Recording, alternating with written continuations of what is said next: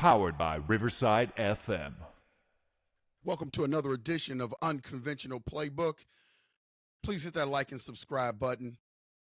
Keeping the station growing as always. The Minnesota Vikings dropped a tough one yesterday to the Detroit Lions, rendering the Vikings 5-1 for the season, which if you would have asked me before the season started after 6 games, would I take 5-1? Obviously, I would take 5-1. I don't think there are too many people out there that expected the Minnesota Vikings to be 5-1 at this point. The one thing that I'm really surprised about is the ebb and flows of fandom when it comes to our Minnesota Vikings teams. And I know, a lot of emotions get caught up in a lot of this stuff because you're so passionate about, really about your team, but then, expectations get raised and then you start taking these extreme takes. Like, I'll give you a perfect example. Before we lost to the Detroit Lions, there were so many people that were talking about the Minnesota Vikings going to the Super Bowl. There were people talking about maybe we should sign Sam Darnold to a multi-year contract. There were some people saying that the Minnesota Vikings defense can't be beat. Like, there's no weaknesses. There are no holes. These extreme takes. And now you lose one game to a team that a lot of people were saying were the best team in the NFC. You lose to them on a last-second field goal. You lose by 2, and now the sky is falling. KOC can't play call. The Minnesota Vikings have all these holes they need to fill. We can't wait for JJ McCarthy to get back.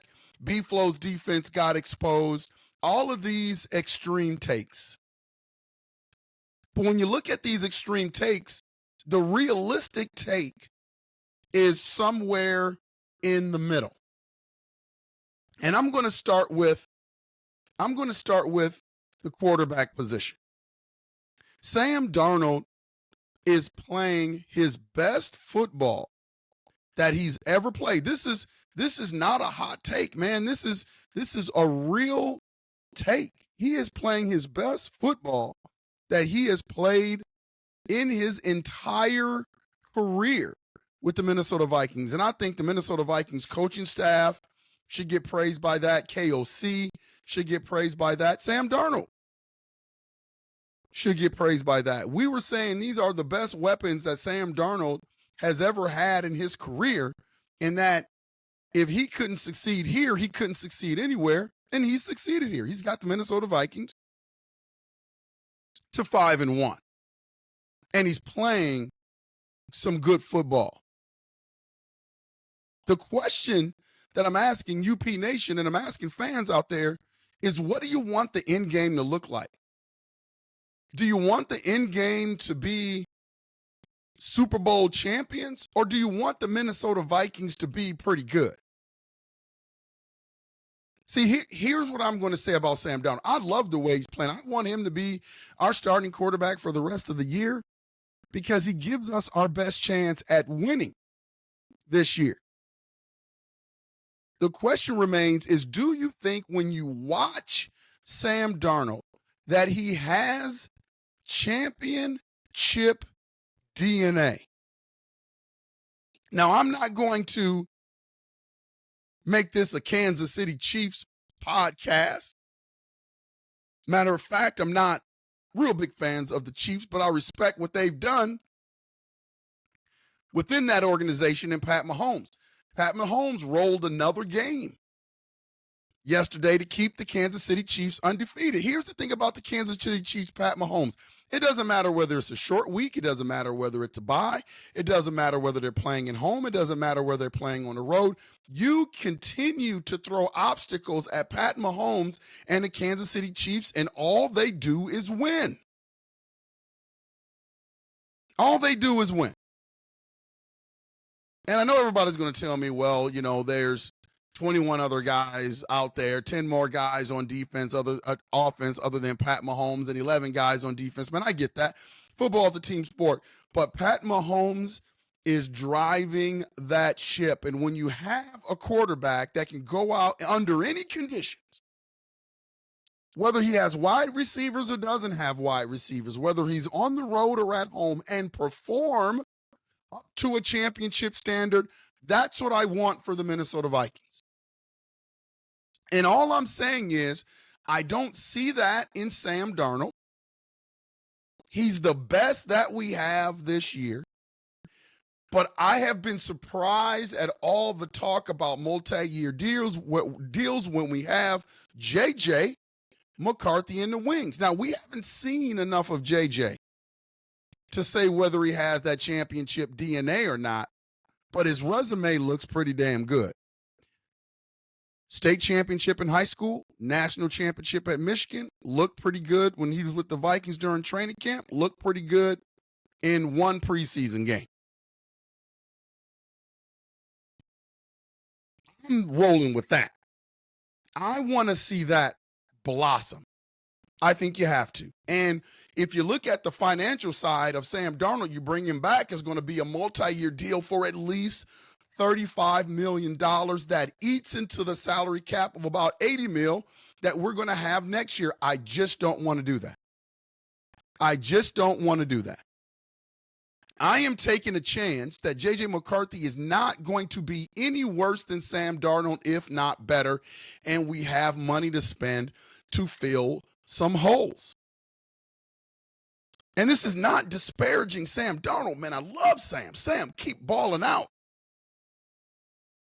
But I want the Minnesota Vikings to stick to the plan. I want the Minnesota Vikings to stick to the plan. Here's another reason why I want to roll with JJ is because we keep labeling these coaches.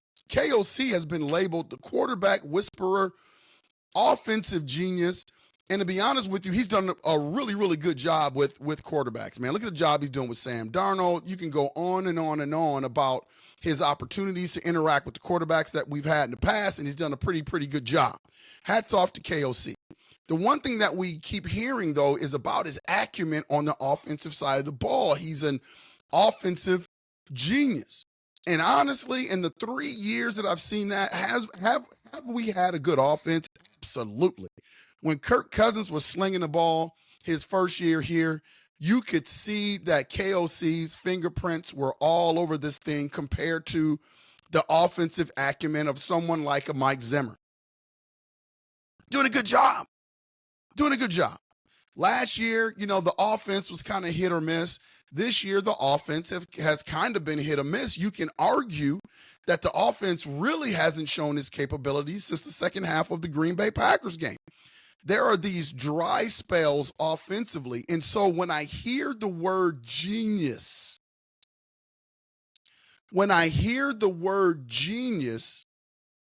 I can't roll with the genius yet because there are too many dry spells. Am I wrong, UP Nation? Am I wrong? There are too many dry spells. We're up 10-0 in the first quarter of yesterday's game, then had a goose egg in the second quarter while the Detroit Lions scored 21 points in the second quarter. That's a dry spell. There's just been, in the last 3 years, there's just been too many of those. Everybody looks at the Colts game that we made a comeback. Well, we had to get down 30-something to nothing. That's a dry spell. I'm not ready to label a coach a genius where there's that many dry spells. And so in defense of KOC, when he first got the job here, he was handed a quarterback in Kirk Cousins. Maybe that's not his quarterback. Maybe that's not who he wanted to roll with, but he was kind of stuck with Kirk. And he helped Kirk have one of the best years of his career. And then the second year, you had all the injuries in the rotating room of quarterback, Josh Dobbs and all that good stuff. And so this year, he finally got an opportunity. He called himself the quarterback killer because he just didn't want any quarterback to come in here. We finally get JJ McCarthy, then JJ McCarthy gets hurt. I think as Vikings fans, we just need to give KOC some time. We need to give him some time to be able to play call, design, roll with a quarterback of his choice. And I'm talking about a long-term guy. I'm not talking about a bridge guy like Sam Darnold. I'm talking about a long-term guy. Now, if the JJ McCarthy thing ends up not working out and he doesn't live up to expectations, well, then that's a whole different story. But I think that KOC should be allowed that opportunity to have his quarterback. That's why I think it's so important for the Vikings to stick to the plan. Help Sam Darnold get a new contract elsewhere, and we have to roll with JJ McCarthy, guys. We have to roll with JJ next year. Really important. Really, really important. You look on the defensive side of the ball, Brian Flores' defense has been lights out. And see, I am a fan of the Minnesota Vikings, but my day job is also coaching. And although I coach a different sport, the analysis and the approach is still the same. A lot of it, I'm just really, really interested in sports psychology and how you motivate players. And when you start hearing all of these positive things about your team, and in this situation about Brian Flores' defense, what does that do to players? There are a lot of people saying that Brian Flores' defense is invulnerable. And I feel like as a coach, it's absolutely unscoutable. But here's the deal. The blueprint to beating a Brian Flores defense is everything is predicated on pressure and the illusion of who's coming and who's not. Well, what's the best way to beat pressure and to not worry about the illusion is to be able to run the football.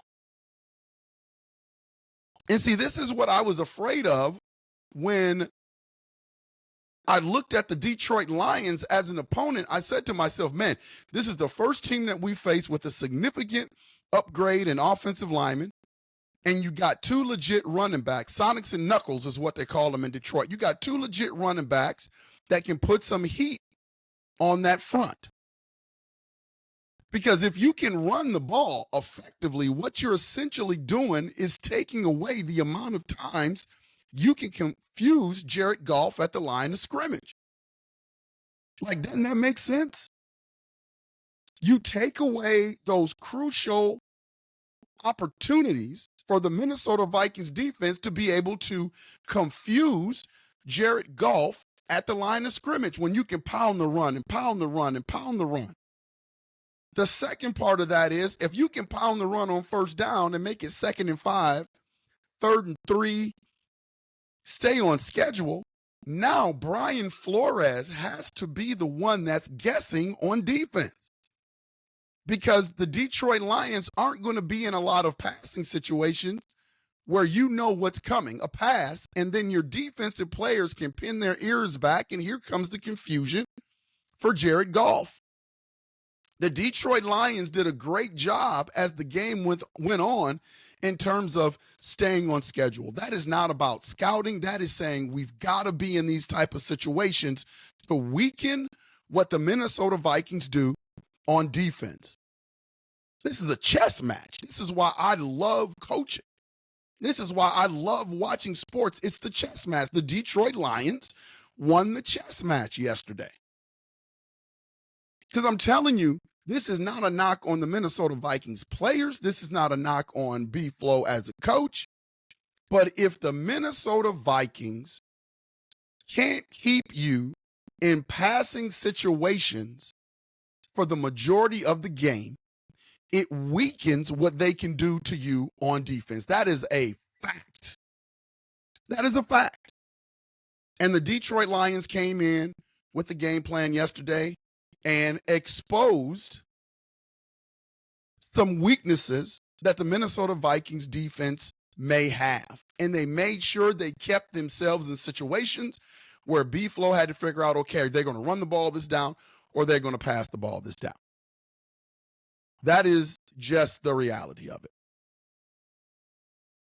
The one thing that I'm tired of hearing about, and I think this phrase is used a lot in sports, whether it's baseball, basketball, and this specific point I want to make is football.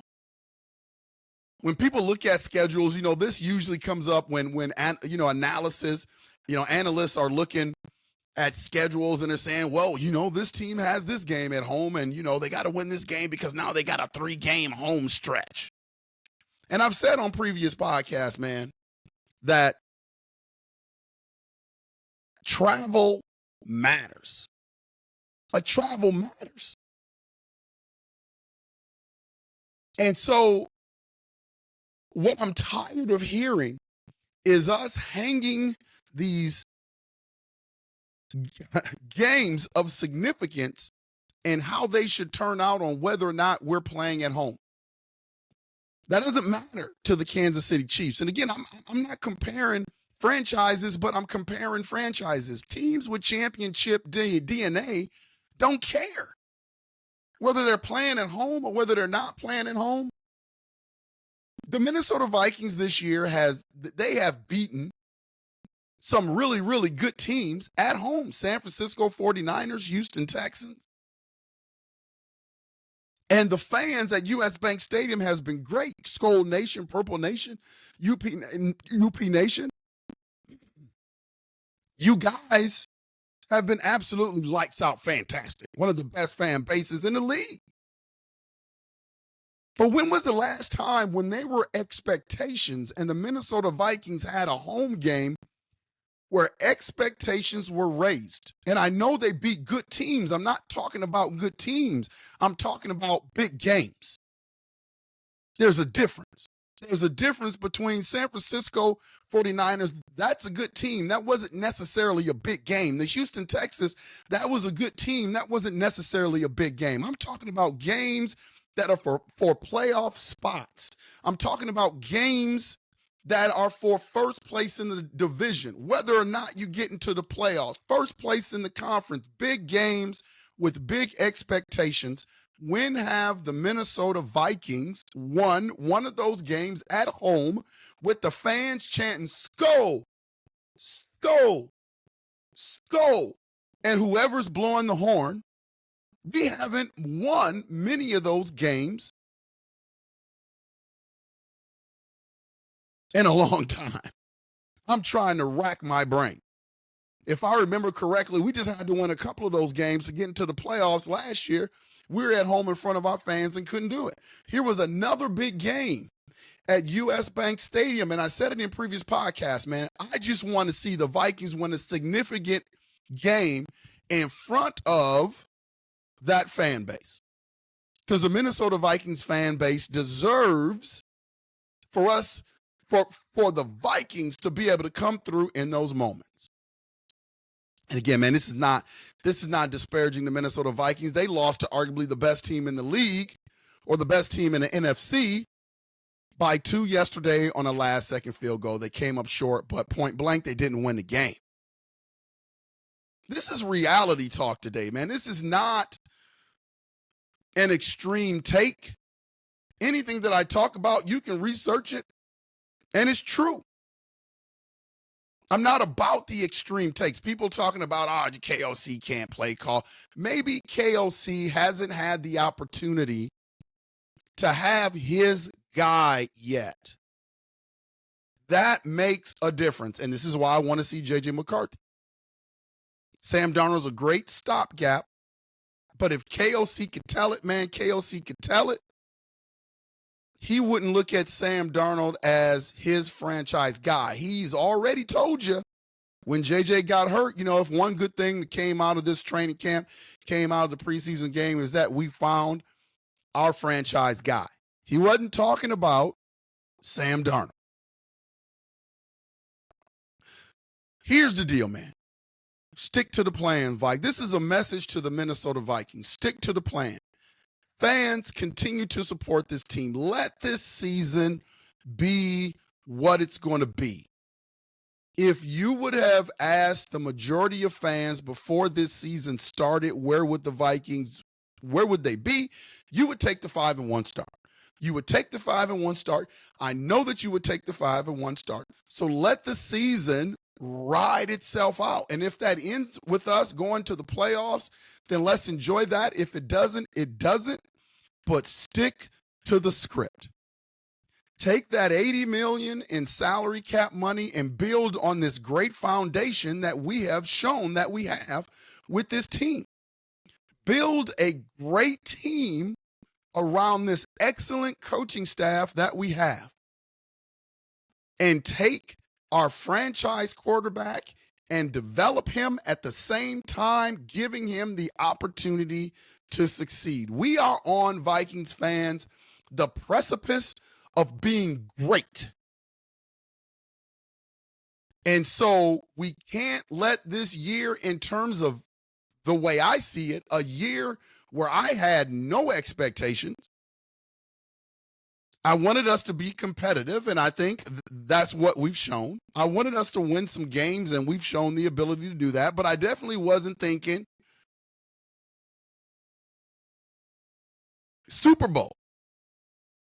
And I definitely wasn't thinking dynasty. But in 2025, we've got an opportunity to do some great things, man. We've got the opportunity to do some great things. We got our quarterback in the fold. We just have to be patient.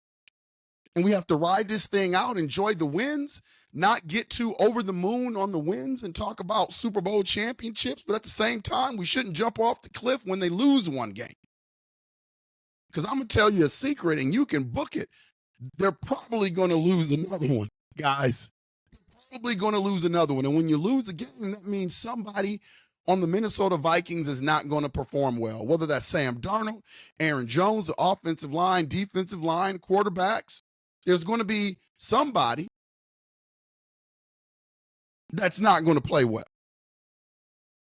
The goal here should be to start piecing together players that have that championship DNA. So when we have games of importance, like yesterday, there's not pre-snap penalties. There's not guys falling down. There's not guys that's missing assignments. There's not guys that's throwing interceptions at key moments. There's not guys that can't shed blocks. This is the opportunity that you have. We're going to roll with these guys and we're going to support these guys. But the question I ask you before you jump down my throat about being too critical, because I'm not being critical at all, is there room for improvement? And if your answer is yes, that there is room for improvement, the next question becomes, how do we improve it? And that's the key. The Vikings have to give themselves the best opportunity to continue to improve this football team. And that's what I want. The way I'm rolling the rest of the season is I'm going to watch this very good, well-coached football team. But understand, there's levels to this. Good is the enemy of great. Good is the enemy of great. Please hit that like and subscribe button. This has been Unconventional Playbook. I will make sure to see you when I see you. Latrey, take us home, man.